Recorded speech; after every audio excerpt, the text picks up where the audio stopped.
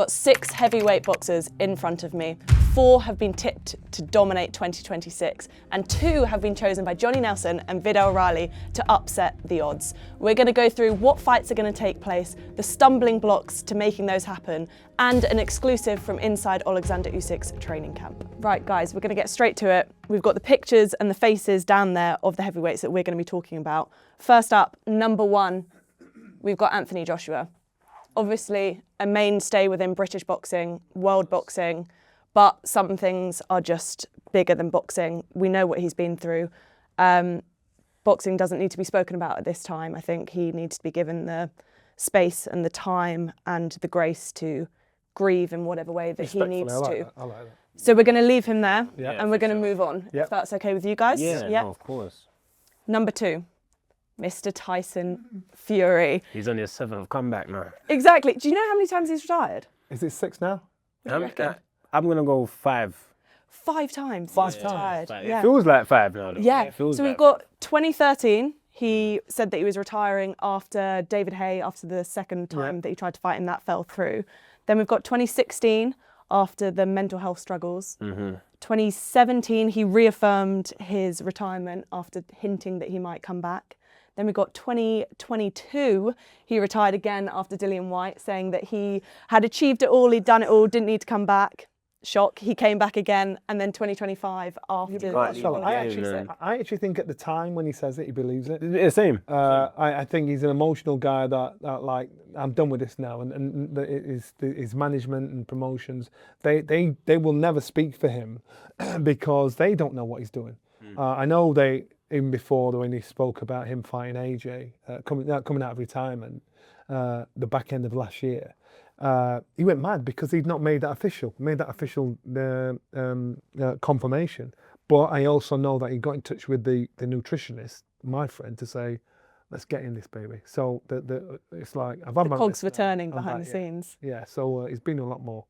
But do you think he does it as a kind of bargaining chip? Do you think the reason that he says that I'm retiring and I'm coming back is because he's trying to pump the prices? Maybe in the beginning, but you can't pull the same trick and it work every time. I don't think Fury announcing that he's retiring and saying he's coming back makes him get paid more on his return. I think he's kind of hit a pay bracket now where it's high anyway. Well, let me set the cat it's high anyway. Let me set the cat amongst the pigeons then. So Usyk's talking probably about walking away eventually at some points. The belts are being fragmented. You know, they're all over the place. So now for Fury to come back and think, well, Usyk's out of the way. We don't know what's happened with AJ. I've got a good chance of getting a title here again. But I don't even think I don't know if he cares about being heavyweight champion of the world anymore. I think he just can't leave fighting. He don't realize he's addicted to fighting. But is that not quite sad and almost worrying because he can't fight forever? I mean, he came out on social media and when he was discussing the fact that he was coming back, he almost made that alarming comment saying, I'm going to fight until I'm in a wheelchair. He was saying that, you know, he's going to get the brains knocked out of him. You know, I remember Derek Chisora said that once in an interview, and he said, I'm going to fight until, I'm in a wheelchair, and some other stuff as well. I'm like, I understand as a retired fighter, the deals you make as a fighter at the time, as a retired fighter, I think, oh my God, can't believe I said that. I can remember one time I was saying, when I won the world title, I said, I'll die in this ring before I come out. You have to think like that. I can't believe I actually said that. You have to think like that. You're an active fighter. Yeah. You make a deal with the devil to say, I'll do this now. You have to. You have to get in the ring and think in a certain way that afterwards you think, oh, I can't believe I was thinking like that. But you have to, because that's the way you perform. That's the risks of the job. You have to accept that to perform and win. So with Tyson Fury saying it, I believe he's not. It's not fake. It's that's it. Yeah. But I also believe that he'll regret it when he gets older, especially when he's suffering the aches and pains. A lot of the greats, though, start to feel it. If you watch a lot of old interviews, like a lot of the great fighters, the 70s, 80s, 90s, they all say, "I'm gonna fight until I can't fight anymore." Like as long as I can fight, I'm gonna fight. Like it's quite common. It's not. To me, it doesn't make sense because I'm like, why do you want to fight until you can't fight anymore? Fight until you don't have to because you're comfortable. I still think I can fight now. I'm like, you know what I mean? It's like, so the old boys, they'll be 70, 80 years old. And they'll say, come on, let's go right now. Like, they'll shape up to each other. It's like Michael Jordan will still say to the young players, now I'll go one-on-one with you. it's like there's a spirit that's just like, if there's a fight, I'm fighting. Do you think though, so Tyson's always said, especially if you ever read one of Tyson Fury's books, he talks quite a lot about the beating Klitschko and the fact that he thought when he would come home that the airport was going to be full for him and that he would get a hero's welcome back to the UK. And he said he didn't get that, and that kind of broke him and started the spiral because he didn't get the appreciation he deserved.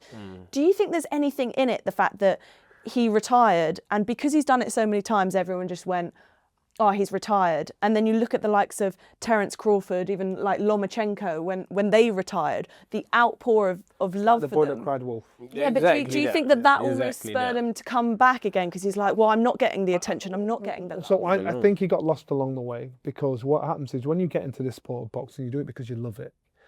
You love the game more than the fame. Yeah. Now, if he's talking about the adulation and the expectation of what he expected when he came back after the Klitschko fight, and it wasn't there, and it kind of soured him, he'd lost his way because you're doing it because you love it. And now that addiction, that addictive side of him is there, like, you know, I'll always box. That's what made him fight in the first place. But when he's expected to be treated like a royal member or something like that coming through, it's not going to happen. So he's got to get his head right and think, right, this is why I'm doing it. I'm doing this for me.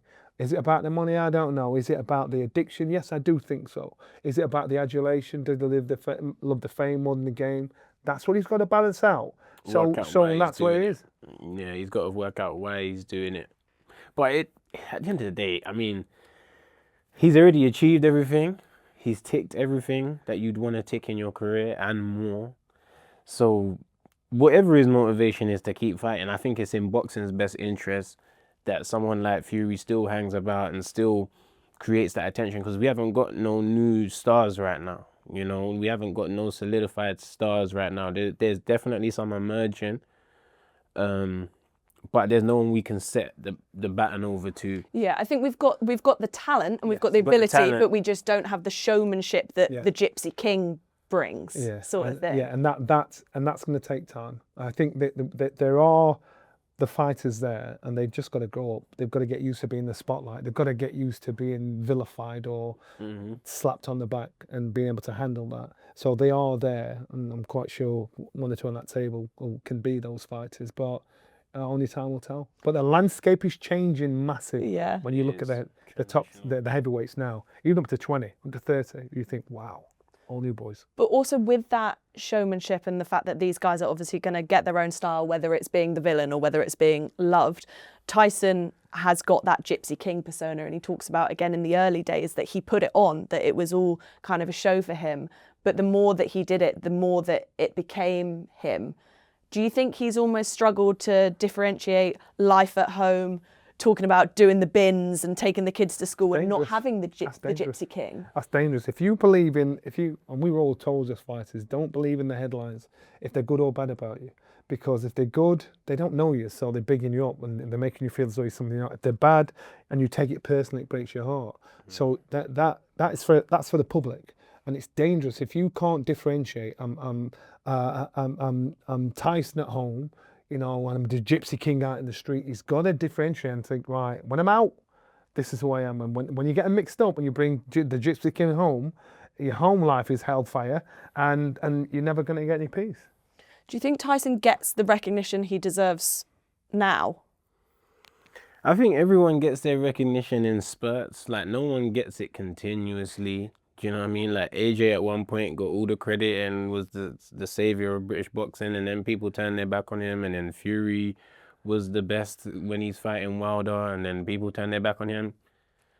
It's just waves. I don't think anyone has a consistent amount of credit and respect. I think it's just waves and seasons. Would you prefer to be constantly hated or constantly loved? Probably constantly hated.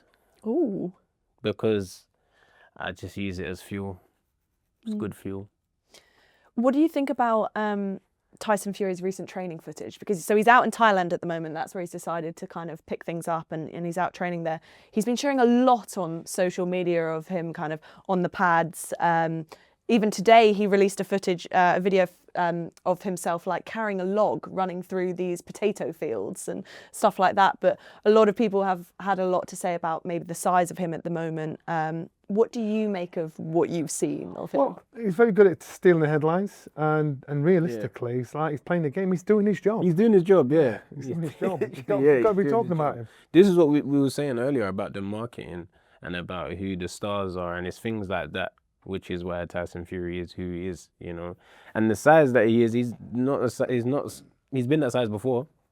He's been that size before and lost And he it, doesn't so- get embarrassed about it. And he don't get embarrassed He about it. actually likes the fact that he's that size and he'll trim down, and it's not body beautiful, but he doesn't care. You don't care. It's not that vain. When he fought Deontay Wilder for the second fight, I think it was, he was around the kind of 19 stone 7. When he fought Usyk for the first time, he was around 18 stone 10. What do you think like optimum Tyson Fury is? Where is he at his best? Because he's saying for his return that he's going to come in around about 19 stone. Like, what do you think? Depends who's fighting. That's what I think. I think when you're fighting a Deontay Wilder, you want to be a weight where you can bully, absorb the power that Wilder's putting out, and steamroller him to make sure his power's going backwards and not forwards. Then with Usyk, you don't want to be too heavy because he's everywhere. He's Usyk, yeah. I might need to shed a few pounds to keep up with your steps. So it really depends on who he's fighting. The more immobile the person is, then I'd say that the 19 stone would work for him. The more mobile, you might have to do the 18s. Who would you want to see Tyson Fury come back against? I would say Fabio Wardley. Ooh, Johnny's on smoke. Yeah. Johnny's on smoke. I would Johnny said, say I want Fabio to dash Wardley. him in there with Wardley. Let me put some meat on the bone. So Fabio Wardley is that guy that's always been, and I've been guilty of that, thinking, really? You know, and so you don't think he's going to pull the fight up because he's not got the credentials to deserve that. But now he's proved everybody wrong. Look what he's done. Now he's like, I'm officially a world champion. So Fabio now, he's strong, he's aggressive, he's hungry, he's got a lot more boxing miles on the clock than Tyson has. But for Tyson, I would actually rather box him than box a Daniel Dubois. Okay, so number 4 is Mr. Fabio Wardley. Yeah. Why would you rather see Fury and Wardley instead of Fury and Dubois? Dubois is, you can easily misunderstand how strong this boy is. His jab is like being hit by a cannon. Yeah, no. He's naturally aggressively strong. Even though you saw the magician of Usyk bamboozle and take it to pieces. You're gonna have a special little something. Look what happened when he boxed AJ. Yeah. And AJ's no pushover. He's explosive. For Fury coming back, I think, do I want that kind of pressure? Do I want that kind of dangerous pressure? I want the inexperience of a Fabio. I might be just have a bit too much and no a bit too much for him, but do I want Daniel Dubois? Now, you tell me, how hard does he punch? But then he hits. Daniel can hit, and he's quick. He's deceptively quick. He looks big, bulky and slow, but he's actually quick. His hands are fast. But then a good argument would be the toughness of this man is ridiculous. In comparison to Daniel. So Daniel's more explosive, but he's not as durable. He hasn't shown that he can take the hits and the war that Wardley can take. Do you want to have a layoff and fight an explosive guy that's vulnerable, or do you want to get in there with someone you know is dragging you to 12 and he's going to war with you the whole time? I just think Tyson's got the boxing IQ that he hasn't. To diffuse And it. so, and if he's not fit enough, he gets turned over. Tyson gets turned over. Right. But he has the boxing IQ. It's common sense. He's got all the boxing IQ that outweighs what Fabio's got. But if Fury comes back and he's saying that he's going to fight in the first quarter of 2026, that will be about 16 months that he won't have been in the ring for. If you compare that to someone like AJ, for example, he was out of the ring for 15 months before he took Jake Paul, which was a tune-up fight. Do you not think that Tyson would benefit from having a tune-up fight before fighting someone like Fabio? So what level? Or does he go straight into What just level money of- fights? What level of tune-up? You can pick a level of Jake Paul against an elite former world heavyweight champion. That's not really. That's like that's a walkout. So they're saying at the moment that they think that Tyson Fury will come back and fight Makhmudov, and that would be his version of a tune-up fight before going in with someone like a Fabio. What about Gassiev? That's not a tune-up fight. That's not a tune-up fight. Yeah. It's a good fight. It's a good fight. I'd like to see it, Yeah. but it's not a tune-up fight. That's a fight of high risk. It's a fight of high risk, and a tune-up fight is supposed to be lower risk, even though no fight truly is anyway. But that's the thing as well, though.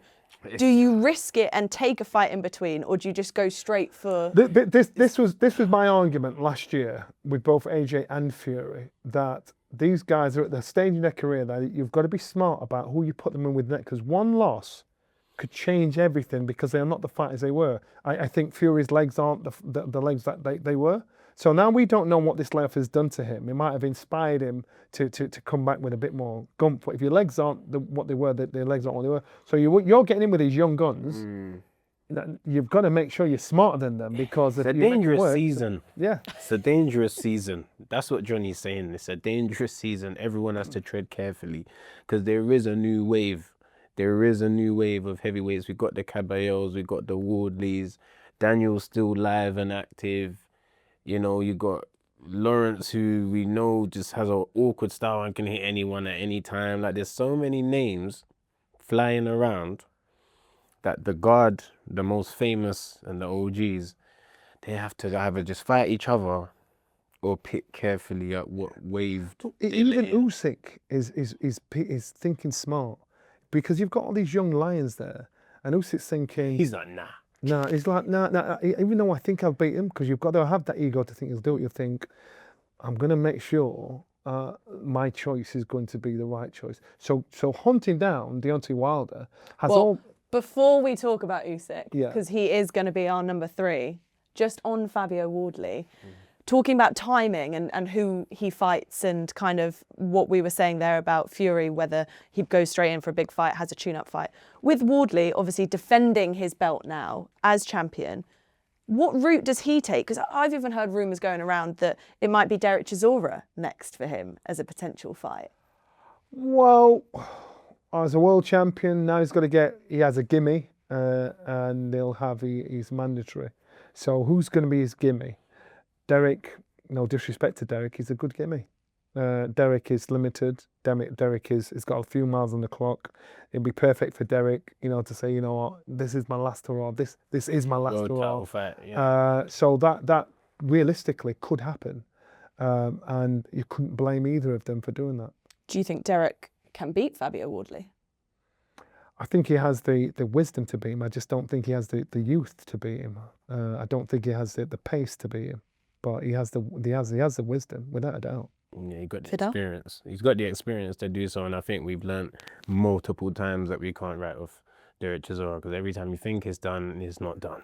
There's always more. There's always a bit more, and we never know the day when there isn't any more. So it's not a walk in the park for Woodley, and that's why I think it makes it a good fight, because you don't know who will win that fight. But then a good defense could also be, again, Lawrence Okoli in the heavyweight division. He's there. He's got the WBC silver title. I know he was calling out Kabayel, but pretty sure that fight, that would be a good first defense for Fabio Wardley. Do you know what? All I'm thinking is, imagine Derek Chisora beats Fabio Wardley, takes Oh on my Usyk for goodness. undisputed. You see the two of them exchanging burgers afterwards. I can see it all Rematch. unfolding. And Usyk always says that was his hardest fight at heavyweight. Yeah. He says his hardest fight at heavyweight is Derek Chisora. Well, talking about Usyk, Ta-da! ta-da, as if by magic, there he is. Alexander Usyk, the man that everybody wants, but he just has his eyes set on Deontay Wilder. What do you think about the idea of him fighting Deontay Wilder? I think it's a very good calculated move from Alexander Usyk's part. As I said, you've got all these young lions that may, you'd think, nah, that one, the interest of him fighting Tyson Fury again, why would you take that risk when you've proved it twice already? These young lions that are there, you're thinking to yourself, even though I should beat him, do I need that kind of heat? So then, Deontay Wilder, he's still in a position where he's sellable. Now, he gets turned over one more time, it's done, he's washed up. But I just think Deontay Wilder still has a big tag on his name. It's about money. Usyk's thinking, I've proved everything I can. Now I want to get a name, and I want to get the best pay. I think the best pay out there for him is actually, it's Wilder. Yeah, I think it is. He's already picked up the paydays from the others. You know, look, the guy's resume is ridiculous. You know, he's got AJ twice, he's got Fury twice, he's got Dubois twice. Those are the maximal paydays he could get, I believe, and he's got them already. So now we look at who's left. It's Wilder. Wilder's the only other name. That's his generation. We're looking at the generation of heavyweights. Wilder, Usyk, Fury, AJ. That's the era. So I think he's just trying to tick off that one name, because in like 20 years' time, he can say, yeah, I've got everyone. Yeah, it's surprising though, because when I think about paydays, right, your mind instantly goes to Riyadh season and to Turkey Al-Sheikh, because he's giving the big paydays at the moment. He's said before that he's not interested in Deontay Wilder anymore because he gave him a couple of opportunities and he didn't perform. Yeah. So there was that bit of news about Usyk and Turkey splitting. I know that they both denied it and then shared some stuff to show that everything was fine. But do you think that that is where that news stemmed from, the fact that Turkey's just not going to pay to have Usyk Deontay Wilder? Do you think they have to go elsewhere? I think it's all about negotiation. Now, Turkey's not fighting, he's paying. And the fighters, to keep that relationship with a fighter, you might have some kind of caveat on the end saying, right, if you fight him, you've got to fight him after, not retire. So it's about negotiation. And we all have a wish list of what we want. And Turkey's probably in the best position to try and wangle it his way. But it's down to the fighters to say, look, let's do this. Because Usyk can say, you know what, I'm all right. I'm done. I'm out of here. I'm cool. And if you want me, this way I am. So it's a case of Usyk the best poker face to keep the stare on. Kabayel's obviously been spoken about a lot because of his performance on the weekend and saying that he wants to fight Alexander Usyk. Now, I thought that might tempt Usyk into wanting that fight, especially the atmosphere in Germany. But Alexander's camp are still adamant that it is Deontay Wilder and that it is America that they want. Yeah. They've made that abundantly clear that nothing changes regardless of the weekend. It's the smartest decision. It's the smartest thing to do, because there's one thing about this game. There's always someone new. There's always going to be someone new. There's always going to be a new challenger, a new hungry guy, a new knockout artist. And what are you supposed to do? Stay here and fight all the recycles of them? You can't do that. At some point, you got to say, listen, I've done my thing at my time. Here, have your wave. And Usyk fighting Kabayel is completely unnecessary. Like, he really doesn't need to do that. He wants to tick off something in his wish list. And I think that if he can't get that fight, he should retire. What is he? 37, 38 now? Yeah. So at this point now, you don't give stuff away. Yeah. You just think you're going to do what's best for you, because this could be his last fight. So I'm like, again, there's a jungle full of dangerous lions there. So you're going to pick what's best for you now. That's what you've got to do. You look at what they did with Canelo.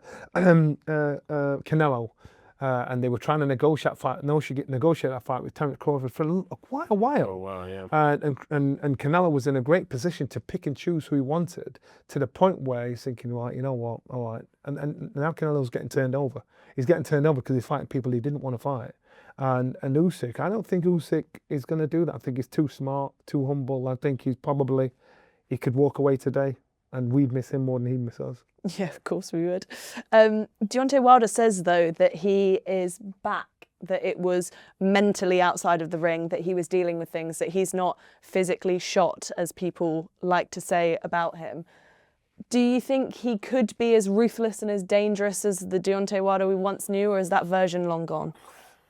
I mean, he knows, really. I don't like to put doubt out on people if they was going through something mentally and he's saying that he's managed to fix that. All we can do is wait and see for the performance, you know, because there definitely was something up. What else could he say? If he's fighting, because everybody's going to say you shot. So what else can he say? It's true, like, he can't say, guys, you know what? Yeah. I think I'm still a bit shot, but I'm running it anyway. Yeah, you can't do that. But I saw him out in Dubai and he was actually in good spirits, and I know there was a lot of personal stuff going on in his life, and that can affect many, many fighters. But to what we saw, you're thinking, can you blame that on what's going on at home? You don't know. You don't know.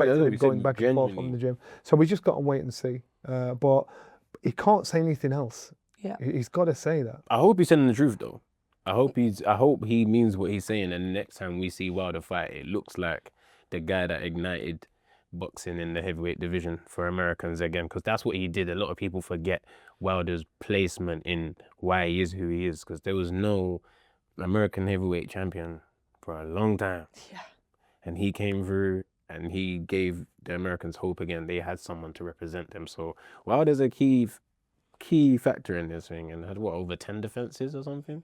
So like he's an OG, and I hope we can see him how we've seen him in the past.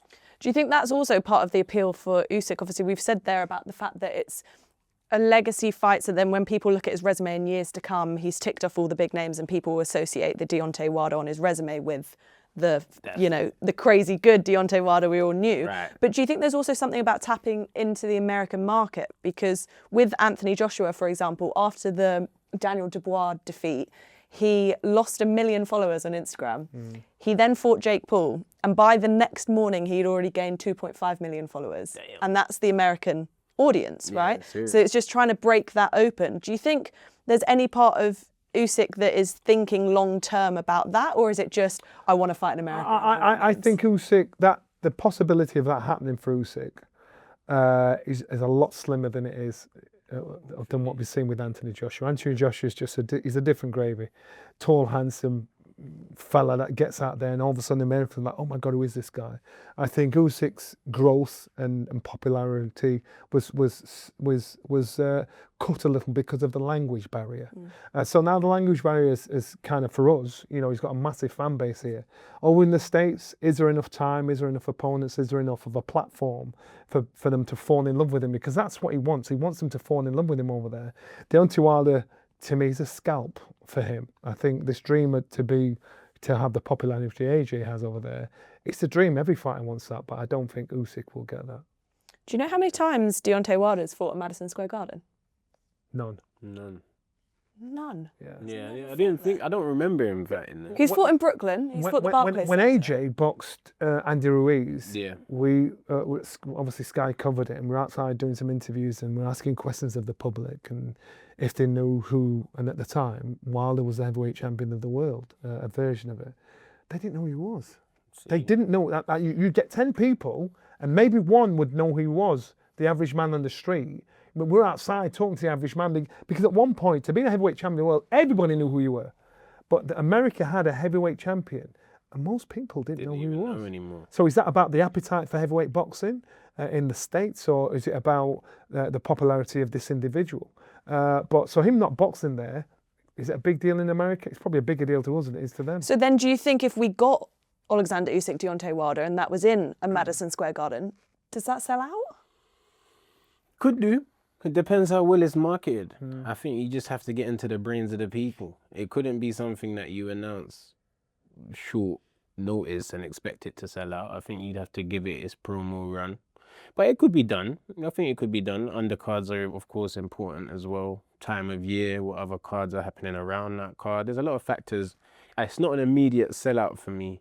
I think there's a lot of factors that make that a sellout fight. Yeah, Wilder's got to flip a few tables over. Yeah, something like bomb that. scored a mirror.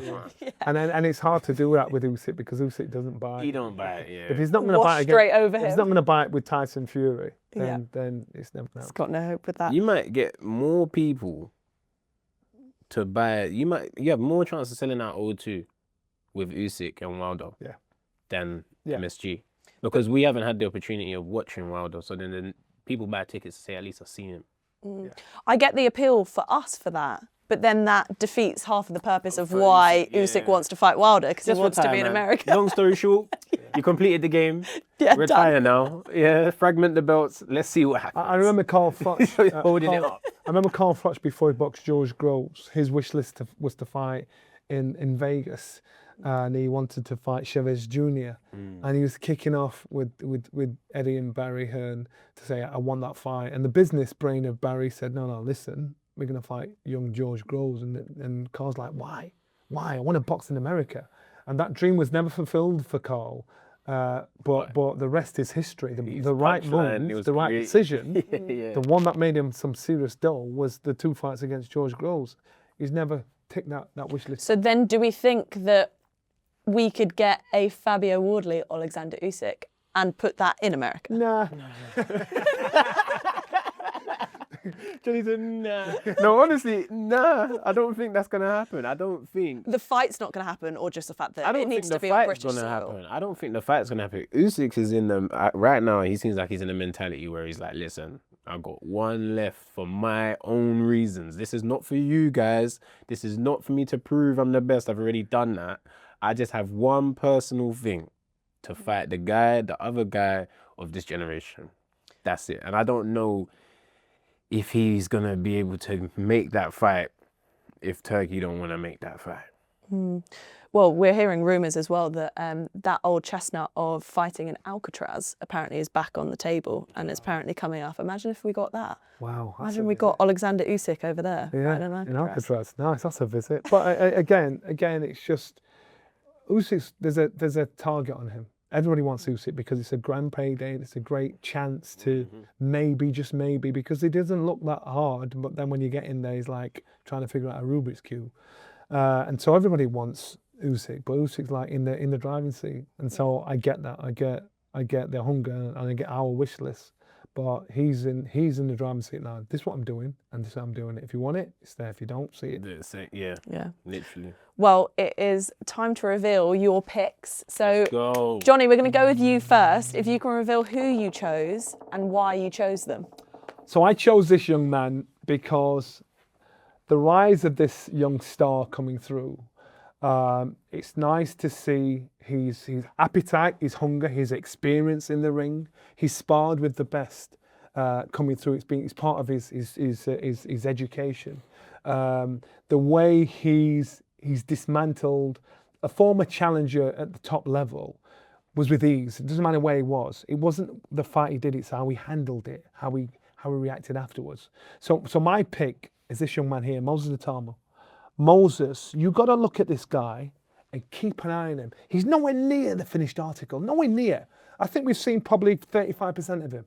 This guy can be so good because it's not what we see on TV. It's who he sparred with, who he watches, who's come through to this point. Years before, he's only 21 years old. To do what he's doing, to experience what he's got now, I spoke to him. He wants to fight him now. I know.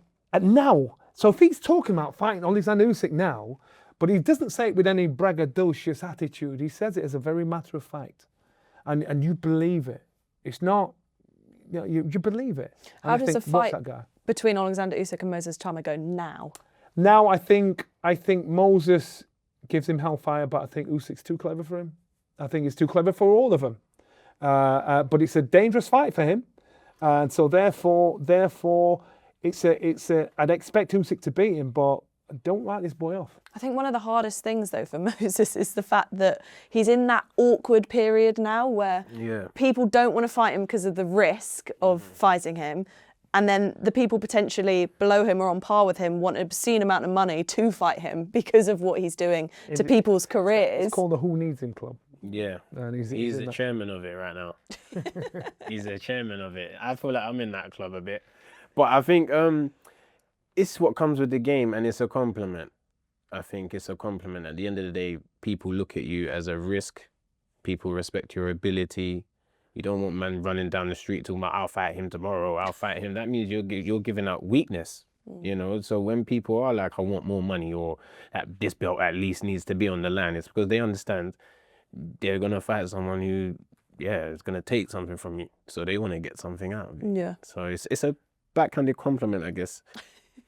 It is, because it's like affects who you can fight and what you want to do, but at the same time, it's good because people understand it's not a joke. Yeah.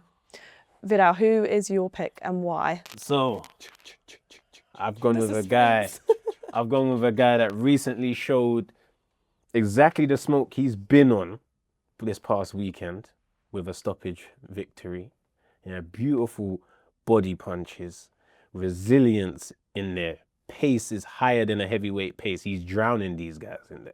That's what he's doing. He's breaking you down bit by bit, forcing you to fight. No one calls this guy out, apart from Lawrence Okoli. Actually, I've seen him call him out, but no one wants a piece. No one wants a piece of this guy. Agit Kabayel. Yeah, European champion as well previously. And I feel like he's one of those guys that have done it the old school way. I think he hasn't had any like ranking belts that help him jump higher and make him appear better than he is. He's genuinely fought himself through the rankings and delivered on occasions where he was supposed to get beaten. Because I don't think he was supposed to beat Zhang. I don't think he was supposed to. Is there something you see in him that, you know, you see the strength? Yeah. Do you see the technical IQ? Do you see the pace? What is it that you see in him that puts him in that position as far as you're concerned? I see a guy that is a throwback fighter. You know, he's in there to fight you. It's a real fight when he's in there. He's going to take some. He's going to give some. He can pace himself as well. And I think the main thing about him is that it's the tempo, pace, what you said to me, pace. He sets a pace that a lot of these guys can't keep up with, you know, and he's not too big as well. So he's more efficient. He's an efficient-sized heavyweight. To play devil's advocate, right? Because I would have actually picked Kabayel as well as mine. Yeah, I know. Come on, we know what this is about. You know what time it is. You know what time But it is. to play devil's advocate, he is a really good front foot pressure fighter. But we even did see on the weekend that he did get hurt. Yeah. And he was walking onto some shots. He was getting clipped. Against the next level up, could that be problematic for him though? Definitely. Heavyweight boxing, it can be problematic for sure. But this is something for him and his team to work on and adjust. I'm not saying he's a perfect fighter. I'm not saying that at all. And we've seen him get dropped actually. Who dropped him? Was it Zhang that dropped him? He was winning. After it was Smakichi, or however you say his name, dropped him in the first round. Show as well. He's been dropped a few times. But I've seen him get up and rectify what happened and win. Do you see what Lawrence sees? Because Lawrence wants that fight. Yeah, Lawrence sees that he can. Has Lawrence like slipped you a couple before this? No. Everyone knows. I always give Lawrence his respect and flowers because he's one of the first pros to allow me into his camp and expose me to the pro game. So I always give him his flowers. But I actually saw it on Instagram. He was standing in Germany with the belts. With the fur coat. With the fur coat saying, "I want to fight you." And I think what Lawrence can see is a guy that gets hit. And Lawrence believes in his right hand. And if you can measure you, line you up and land it, anything can happen. Tony Yoka was another person. He was ringside out in Germany, said that he wanted that fight. That's a fight I'd be quite interested to see, actually, if he doesn't go for anyone else on this table, if he's not able to get one. I wouldn't mind seeing that in Germany, especially with the atmosphere. I get that. When I mentioned his name earlier, Gassiev. Yeah, that's a scrap. That's what I'm saying. You look at the top 10, bar these three here. You look at the top 10, and it could fall in anybody's favour. Spicy. Yeah. I'm gonna throw one into the mix there because I know everyone wants Usyk and they're trying to get Usyk, but I know DAZN Germany are particularly interested now in bringing big Kabayel fights to Germany again, just because of that atmosphere. They're really interested in the idea of Usyk Kabayel. Usyk does like going to people's backyards and he does like that sort of atmosphere. Could that throw a spanner in the works and him maybe be more inclined to go over there? No, he's done it. He's ticked every box. I think now it's a wish list, as Viddal says. So wish list, and again, it's a tough fight, and Usyk is a very tough fight. So again, why would he pick that when he could pick something else which should be easier, and tick off his own wish list? What about Fury? Would he ever go back to Germany? Yes, I could imagine that. I can imagine that. But Fury now, again, he's got to step the right stones because, again, you don't know what he's got left. You don't know what his legs are like. You don't know how he'll stand against these guys coming through. You know, everybody's got the side eye on this fella here, but Fury, he's just the most experienced once he walks away out of a lot of them. Well, exciting matchups to be made. And talking of matchups, Viddal, what is going on with you over with Misfits Pro now? Talk to me a little bit about the move from Boxer to Misfits Pro and why that suited you. So last year was a year of just logistics, just sorting out everything behind the scenes to allow me to get the most out of being in the ring. Quite frustrating, very frustrating, I'll be honest. I wanted to be more active after winning the British title, but that's how it goes. And after all the deliberating and thinking and what should I do and weighing up the offers and the deals, MF Pro made the most sense. It has the most synergy for me. in terms of my brand outside of the ring.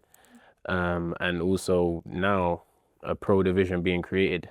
I don't have to participate in the side that I've never wanted to be identified as, which we know was a big deal in the beginning. You know, everyone wanted to put me in that category. So I took myself away from it. I built myself up traditionally, you know, won the English title, won the British title, former British champions, Olympians, done it right. And then now that this opportunity is here, it's like, okay, you've got the socials, you've also built yourself up traditionally, boom, MF Pro. Right like that. So you're still going to follow that traditional route, like go for the European? Yeah, no, I've been, as I always say, I've been boxing since I was 3 years old. I can't not see this through. You know, I've got a goal to achieve, and that's to see how far I can get as a professional boxer. And I believe if I focus on that, I can go as far as I want. And there'll be a star there because, you know, it's a big outfit and they want to make a difference. They want to make an impact. They want people to talk about the outfit. So he'll be putting himself in a position where he'll be well taken care of and pushed the business side, the way that he probably should have been at this point in his career anyway. So I think it's a clever move, really clever move. When do you think you'll be next out?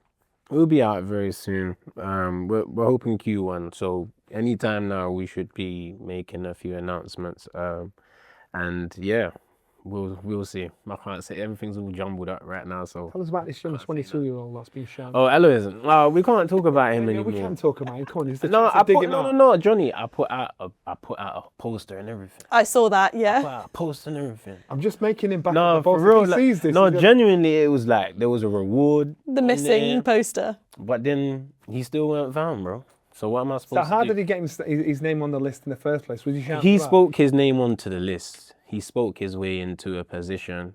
You know, he had a couple knockouts, and then he just decided to do his nut one day.